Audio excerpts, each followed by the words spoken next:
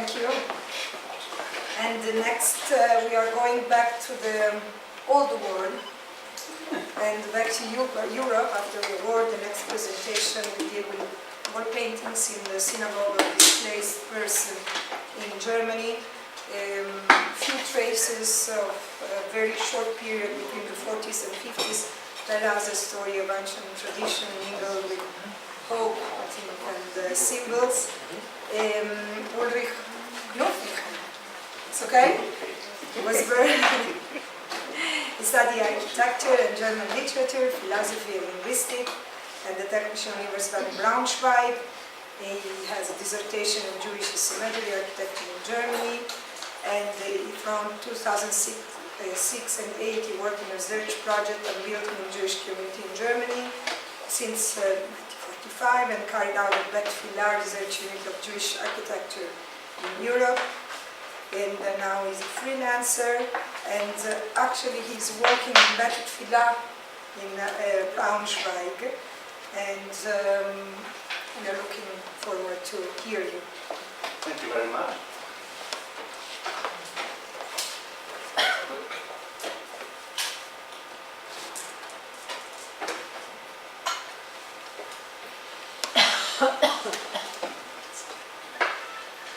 Dear colleagues, dear friends, first of all I would like to thank the organizers for the invitation to this wonderful workshop. I learned a lot till now, and I think I will learn more in the next hours and the next day. It's wonderful to return to Jerusalem, and it's a place where I've learned so much on Jewish architecture, and it's due to Anisa Cohen-Mushnin and all the colleagues and all the members of the Center for Jewish Art that I'm involved in this subject, synagogue architecture, especially in Germany, for about 20 years. But today I want to present a field that I'm working on only, not in a project, but only collecting some material, collecting some images and collecting some questions. And I hope that you will be able to answer some of the questions that I have, and I'm sure that you will have other questions that we should answer together. In the literature on the culture and history of the Jewish displaced persons in Germany after the Second World War, one subject was nearly totally neglected: the synagogues and the prayer rooms of the DP communities and their design. Art and architectural historians dealing with post-war Jewish buildings and their furnishings usually focus on the new synagogues and community centers built in Germany. After all, much more than 100 objects from 1945 to present days. But the temporary prayer rooms established shortly after liberation are neither systematically documented nor researched. Thus, it is only a hypothesis that in the design of post-war synagogues in Germany erected in the 1950s and 60s, we can find continuities with the short period of the DP prayer rooms, although most of the DPs left Germany at latest around 1950. Some DPs joined the communities that had developed outside the DP camps, mostly under the leadership of German Jewish survivors or immigrants. And, of course, the migrating DPs took their traditions with them when they left Germany for Israel or the United States or other places. But despite of the question of a survival of artistic traditions of the DP synagogues, for a deeper understanding of the short period of DP life and culture, it may be important to shed light on the places where the religious renaissance of Jewish survivors took place. How did they look like? Who was responsible for them?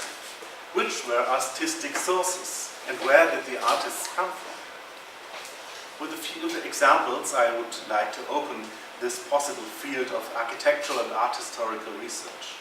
But first of all, we have to accept that the basis for research is very small. Only a few plans, photos and descriptions survived in collections all over the world.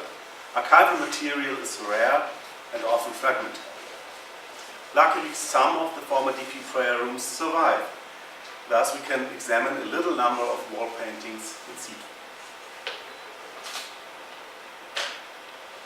One example of a DP synagogue from the British zone I would like to present in depth, the Synagogue of Diepholz in Lower Saxony.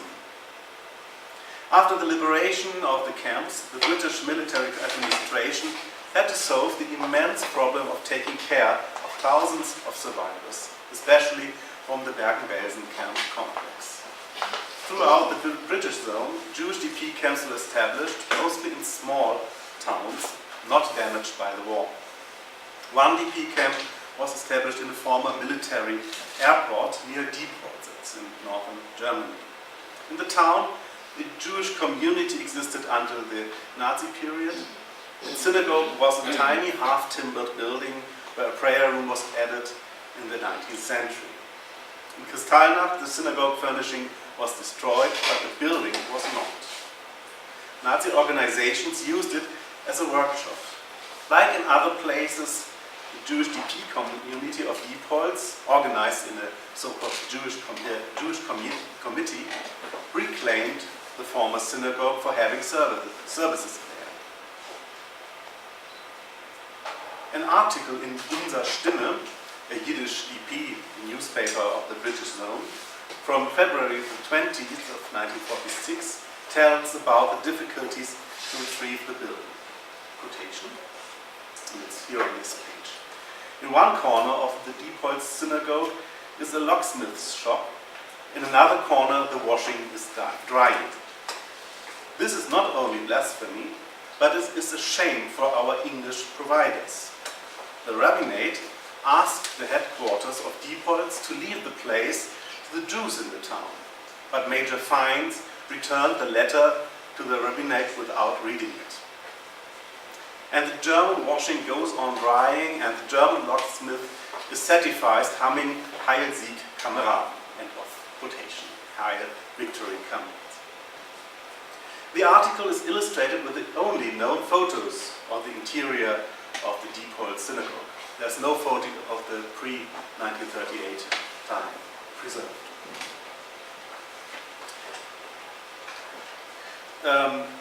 The article's sarcastic tone tells about the intention of the case. They were not only in search for a place for prayer. Obviously, it would have been easier to furnish a room in the barracks of their camp far outside of the town. They intended to create a symbol of justice for all the Jewish victims. The Jewish survivors in Diepholz, most of them born in East Europe, and as we know, no one from the town, saw themselves as the legal successors of all destroyed communities. Thus, the opening of the synagogue was also a symbol for the post-war German society. Jews are still alive, and they will call for the robbed property of the Jewish people. Finally, the Jewish community of Diepholz succeeded in getting the synagogue for its services. Here you can see a photo of the outside and a plan. The re-inauguration took place in October 22nd, 1946.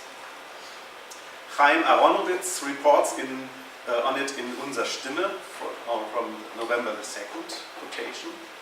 On October 22nd, the Jews of Diepholz celebrated the opening of the reconstructed synagogue, destroyed by the murderous hands of the Nazis in 1938. Although there are only a few Jews in Diepholz, they succeeded to furbish the splendid synagogue under the leadership of the president of local Jewish committee, Mordechai Freudenreich. Guests of the solemn opening ceremony of the synagogue had been the deputy of the military government, Major Eger, who welcomed the audience with an impressive speech and cut the symbolic ribbon, Rabbi Karlebach, Rabbi Eisen, and Katz, president of the Jewish community of Bremen, Münz, president of the Jewish community of Osnabrück, and many others. As you can see, all the Jewish persons in charge in that time were present in this very small town of Diepholz. End of quotation. The city of Diepholz had to pay for the reconstruction. The military government sent all the bills to the municipality of Displaced. Thus, and this is really a lucky incident, thus some plans are preserved in the city archive. A local craftsman designed a new furnishing consisting of a Torah ark and a bima and some benches, as you can see on the right side, but I think it was not realized as planned here, because the altar, that is said in the drawing, would have been on the south side and not on the correct east side.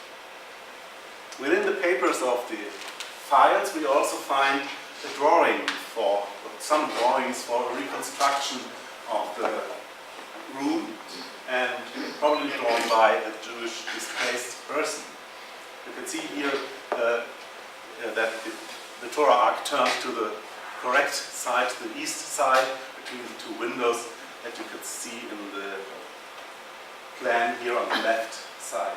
So they changed the direction.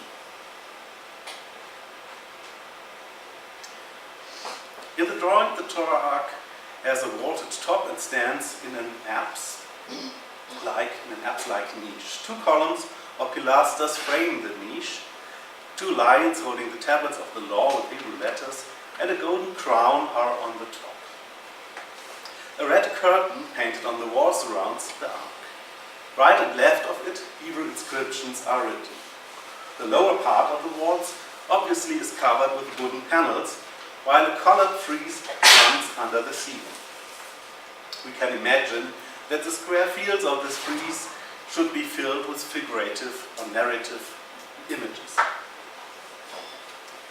Here the other two paintings, the other two walls of the synagogue. As far as we know, the default synagogue wall paintings would have been the most elaborate decor of a DP synagogue in the British zone.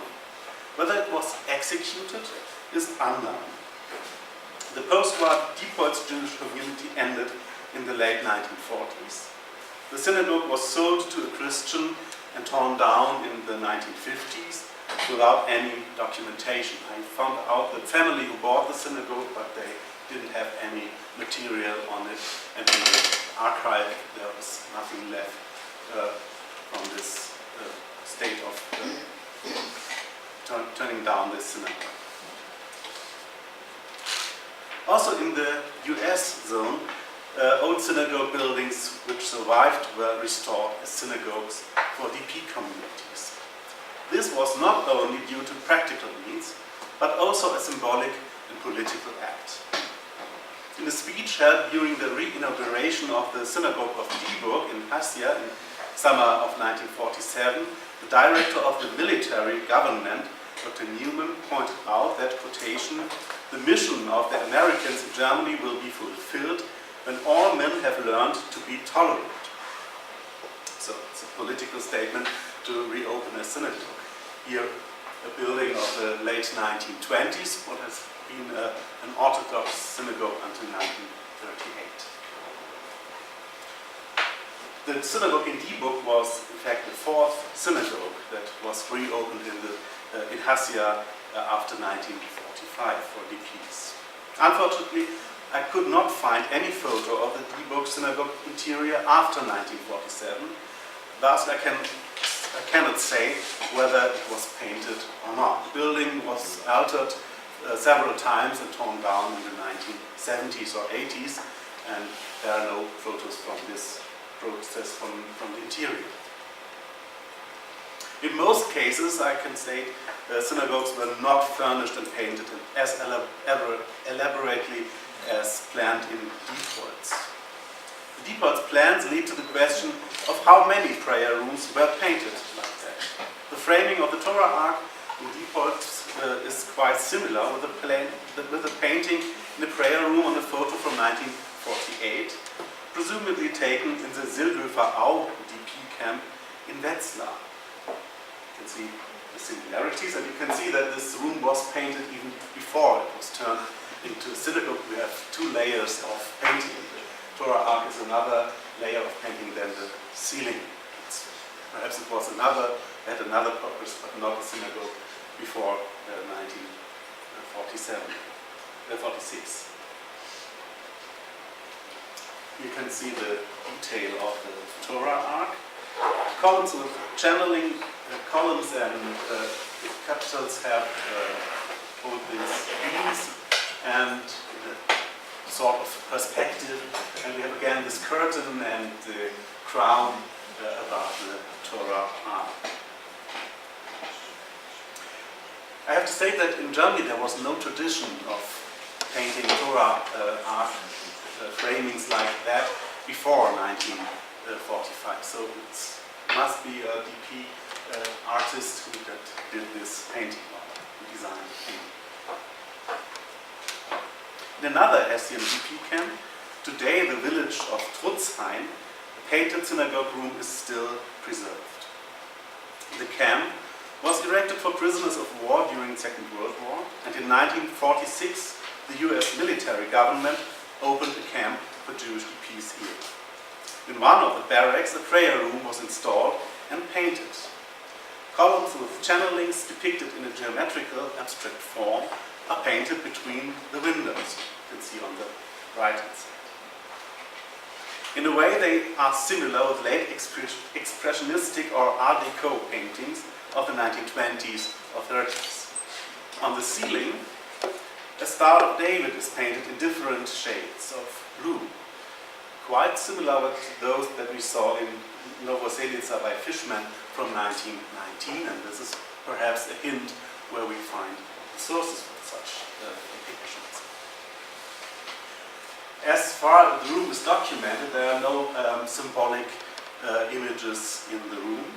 The barrack is private property today and not accessible for further documentation, but there is a small museum in Trutzheim that deals with the history of the place, which is a very special history for a German place. And I think and the museum people know about the barrack very well and have an eye on it. And so I think if there will be the opportunity to do more research in the building, they will do it and we will take part in this. In the region of Upper Bavaria, the most DP camps of the American zone were opened. By chance, the paintings of a DP prayer room in Knufinke, south of Munich, were rediscovered during a restoration.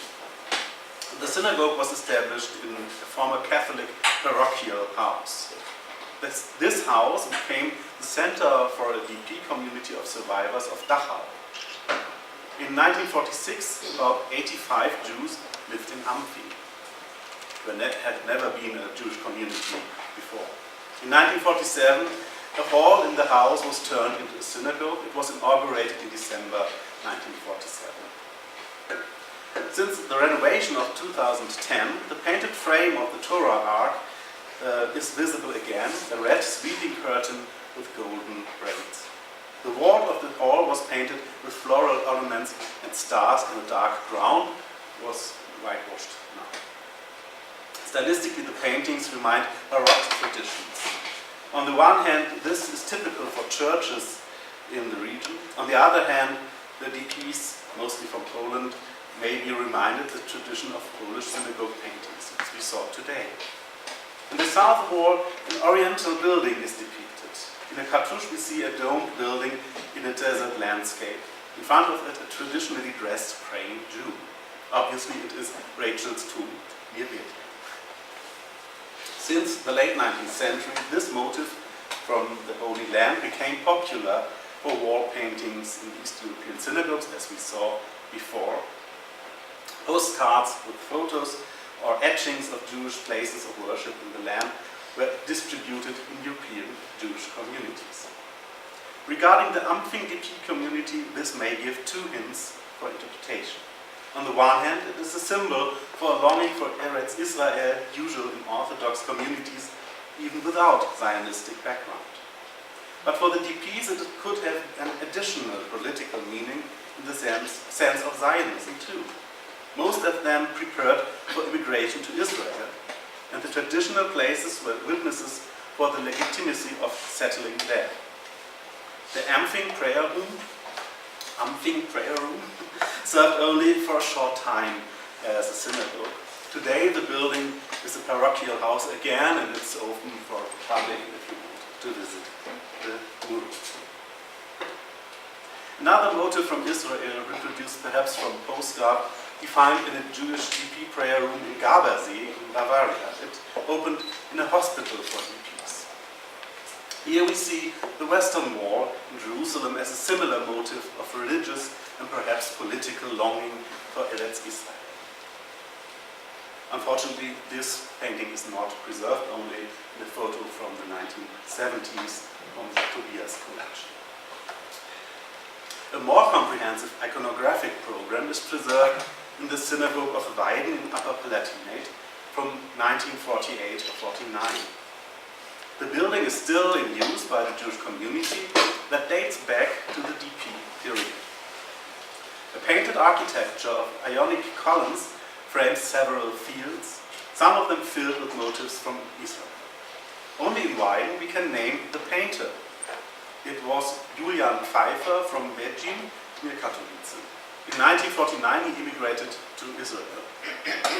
This is all what I know about him at the moment, but I still hope that someone here in the room or someone in Israel will know about him and about his work. I'm sure that he continued working here in Israel, but we should find the places where he worked. Perhaps Pfeiffer was also the painter of the wall paintings in the synagogue in Neuberghauser Straße in Munich. The city had the largest Jewish population in post-war Bavaria.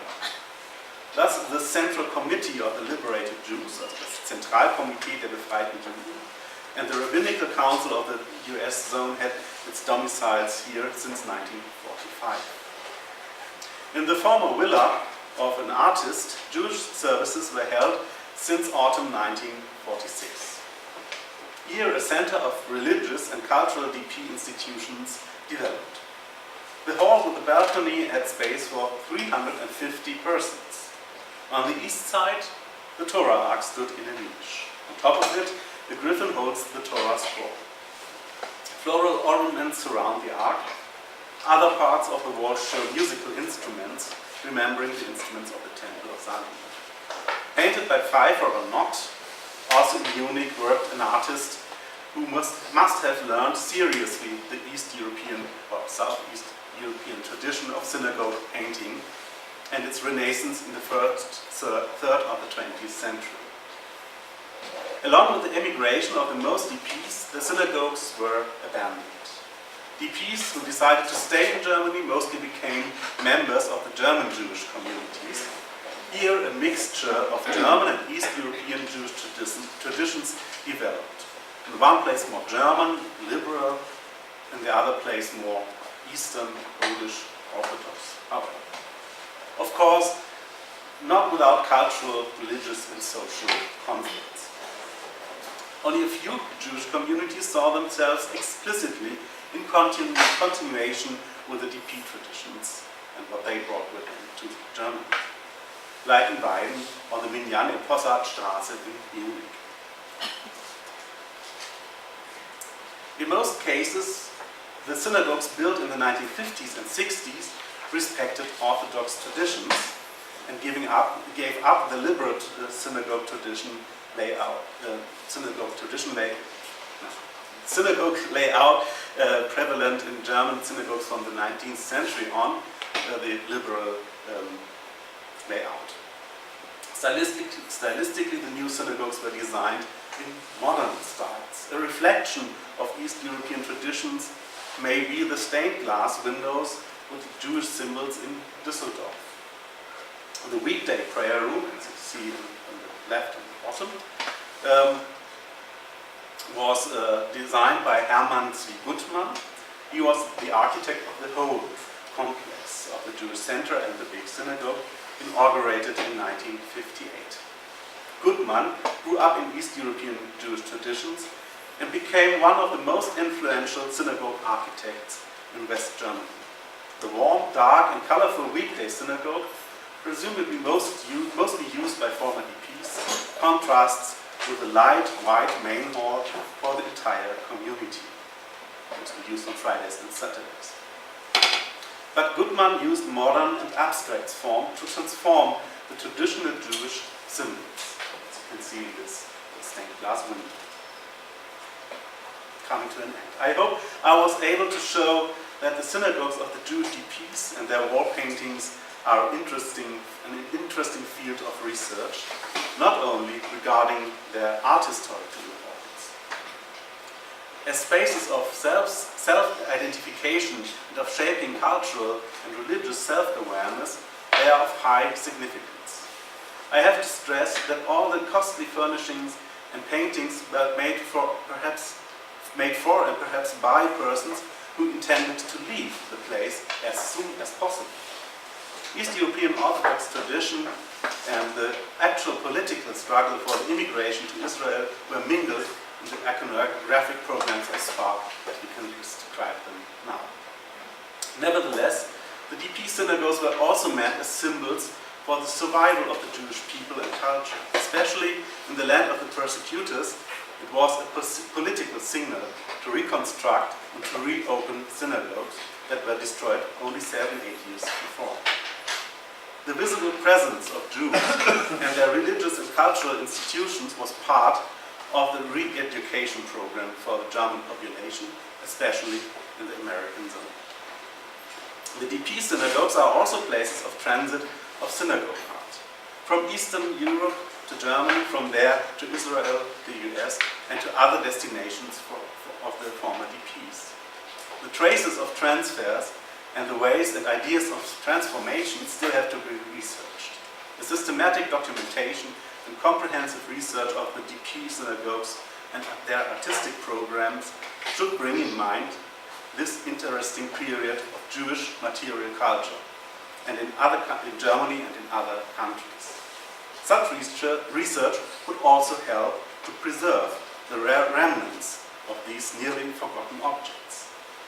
Last but not least, I have to change the subject. I would like to invite you to a conference in November in Braunschweig, where we will deal with the topic Synagogue and Museum. It is organized by the Filat Research Unit in Braunschweig, together with the Hochschule für jüdische Studien in Heidelberg, and of course with the colleagues from the Center for Jewish Art and many others. Outside you will find the program. It was printed just today. I hope you will come to Braunschweig and we can go on discussing there how to go on with these objects and these remnants. Here you can see the Synagogue of Celle, also a synagogue that was refurnished by DPs, but unfortunately no ruins inside. Thank you so much for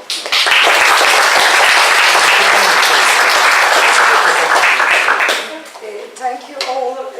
We are just on time, so I think that we may have other 5 minutes if you have some question to Ulrich, but even to the other speakers. I think that 3 of them relate to different themes, but very much of them are very much connected. And some question? Shalom. Just about the same. I think the name of the synagogue should be Chaye Adam, not Chaye Adam, no? I mean, Chaye Adam is a book that they studied and yeah, it's Chaye Adam and Chaye Adam. The congregation actually says Chaye Adam, A-D-A-M, but it's Chaye Odam. Yeah, they see Odam and Adam as... No, but Chaye is in the plural. Chaye is in... Oh, well, that's common in America. I mean, that kind of reduction or transformation of the Hebrew name for the congregation, I would say, is extremely common. But the people who built it, they knew, I'm sure. Yeah, no, you're because right. they studied the book. Yeah. The first generation. The first generation. Yeah, it's interesting because the generation of this synagogue has merged in, so they all say Chaye Adam and all the their documents, but I'll confront them with this. Chaye Adam is very Lithuanian book. Yeah, it is. It was not studied in Ukraine, for instance. Nobody read it in Ukrainian language. Yeah. But in Lithuania, in almost in every place, we have Chaye Adam based midrash. The all Chaye Adam Society for studying. You must be right. By that. I will. I'll address that and see that. Miriam, you wanted to ask. I have a question for Ulrich. Thank you very much for your very interesting presentation. And in general, the subject that you brought is quite novel. One question, one comment. Does this mean that actually there were no synagogues inside the camps? Because they lived in camp areas, right? So it was just really a political statement to make a synagogue in former buildings that were really housing synagogues before the war, or they had, in addition, also prayer houses inside the camps. And if so, both of them. And how? And if inside the camps were they also decorated? Do you know about that? Yeah, that's a very good question. It was my first question on these objects too. Why did they go outside of the camps? Did they have barracks or buildings where they could establish their own places of worship? As you saw in this example of here in Trutzheim, of course, it's far away from the city, from the German city. It was only camp for prisoners of war. It's far outside, far away from the German population. But here they also decorated their synagogue in this barracks. So they had both. So you have two groups actually. We have two that you groups, work with. yes. One that will sort of restore. The restored ones and those that So it were... would be interesting to see what kind of decoration was done in one and the other, because what you show, it looks like intentionally they were bringing East European iconography and imposing on German buildings, right? Yeah, German that's- Jewish former buildings. That's really a very interesting point of these buildings, how the DP communities changed the synagogues that they found. Of course, the interiors were mostly destroyed. We had not so many traces. So I go back to the last image, the invitation from Braunschweig. Here you can see the Baroque synagogue of Celle. It's also in Lower Saxony, some 50 kilometers from Braunschweig. It's from 1740. You see the top of the Torah Ark, it's from around 1740. And all the rest below the Torah Ark and the Bima was rebuilt for the DPs in 1946, I think early 1946. And it's still preserved. And they saw that there was an octagonal bima in the center, but they decided to build a rectangular one on it. So they were not interested in restoration of a former state, but to implement their own ideas of how the synagogue should look like. And later, this DP Torah shrine, lower part of it, was again re-Baroquized by restoration after 1974. So this is a very interesting object, but without murals from the DP period. And just one observation, you showed a slide from a synagogue in Wetzlar,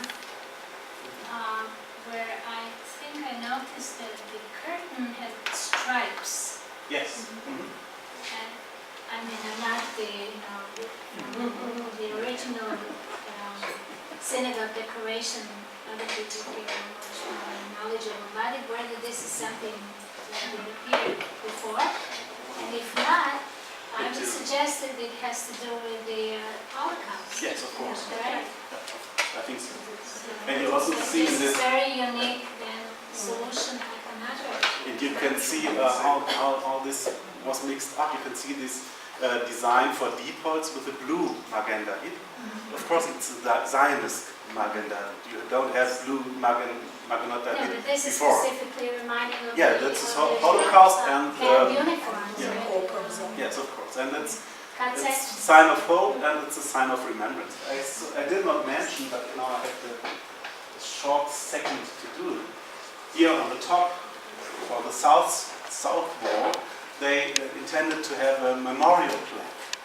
This is a very early witness of establishing memorial plaques for the Holocaust in the synagogue in Germany. It's one of the very What's first. the size of these sketches? The size of the sketch is very small. Very small. Very small. It's really hand sketches. And but we can find at least one of such plaques that were established in the synagogue in the late 1940s. So this was a model used for several places with this lamp above and this pot with fire in front of it. It was very typical symbol in DP commemoration iconography of the 1940s. So this is another field of research, the early places of remembrance that were established by DPs in Germany. They built the first memorials, not any German military organization of the Allies, but the Jewish DPs were the first to build memorials.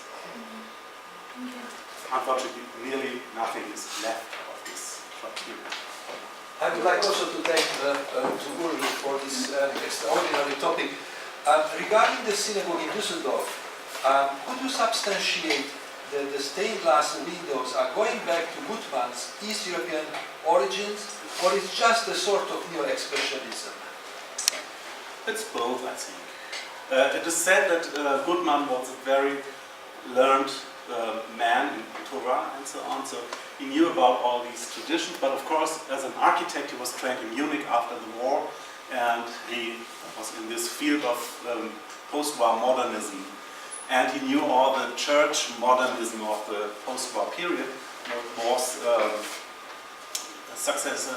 was following the expressionistic church architecture of the 1920s. So it's a mixture of both, I think. And the symbol is quite from the tradition, taken from the tradition, and the execution of it is in this tradition of expressionism. I had a question. Sergei. My question is to Evgeny and to Sam. What do you think this American wonderful experience when this reconstruction of saving the murals, moving them to a new location, perfectly planned and very, very transparent, with a lot of publicity, is so different from what is done in Eastern Europe, where in the very best case there is some oligarch who would reconstruct the synagogue, save it, and some community will get it as a deus ex machina, let's say. But the American example is much, much, much better. Could it be implemented? I want to add something to Okay. Before you reply, I want to add something regarding the awareness of authority, that it's relate both to the Ukrainian and to the American one. How come that in the 2010 plus no one of the Ukrainian authorities or American authorities, we are saying that the Vermont authorities are not aware of this? How come that Because cultural heritage is not a state responsibility in the United States, and we have absolute separation of church and state. So there's no public funding for religious properties. I mean, that's... But the religious, this is culture. It's not It's religious. culture, but the synagogue is responsible for the project, and it was being moved to a synagogue. We did get some small contributions from cultural organizations, preservation organizations, and we are now setting up a separate, what's called a 501c3 for the educational programming, which will allow people to contribute to a non-religious organization, and that should broaden the appeal. But I can tell you from 25, 30 years worth of work, in general, not just with synagogues, but with all types of historic fabric, we have basically a market economy. Private property is sacrosanct, and it takes an enormous amount of effort, unlike in Europe and even in Israel, which I think is sort of a middle ground, for there to be intervention to save something that is deemed historic or culturally significant. To Sergei's point, to say that it is better, I would say what has happened in this particular project, which is different from most, is that the organizers who failed 30 years ago to successfully save the mural when it would have cost much less money and been easier, they are benefiting from 30 years of awareness, including the rediscovery of Jewish heritage in Eastern Europe, to be able to excite a congregation, a city, a state, and a larger community in the significance of this work. The argument that on their behalf I have been making has been that so much has been lost. I made the point this is unique, or almost unique, not just as a survivor of Lithuanian art, but it's a survivor of Eastern European immigrant art in America. There were many instances of synagogues that were wonderfully painted in every major city in the United States, but not because of the Holocaust, but because of affluence, because of moving away from orthodoxy, demographic change and migration. These old synagogues have been left behind, or they were renovated, and much has been lost. So we have a few exceptions. Eldridge Street in New York, Kehila Kadosha Yanina in New York. This is another exception. But the rule is that we mostly lose these places. And only in the last 25 years has a significant percentage of the remnant that still survived been saved. As for transparency, I do think what we do in America is much different, but that's partly because we need to get as much public funding as possible. So for the Vermont project, every contribution, whether it's $5 or $500 or the one largest given is $50,000, is very important, because we need to have a community of interest, and then the community of interest, their numbers are meaningful also when we go to foundations like the Berg Foundation, which gave us a lead gift of $25,000 to start the project. We can say, look, 300 people have already donated to this project, so it's very important. And we do that through Facebook, we do it through a web page, we do it through weekly tours of the site, and all sorts of other kinds of things. Again, do you want to relate something?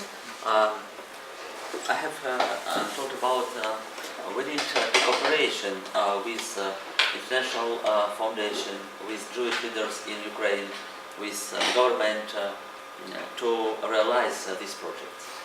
To make them open, to make them transparent, to make them discussable, to make people influence how the due current of their realization, not inviting occasional people and licensed people, like in the case of Berg, the person who refurbished that synagogue had never been licensed for conservation of monuments. So that would be very, very positive.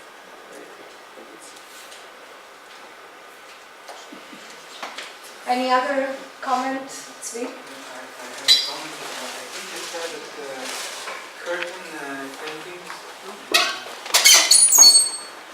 in the Eastern Wall are not German tradition, but pre-war such paintings were existed.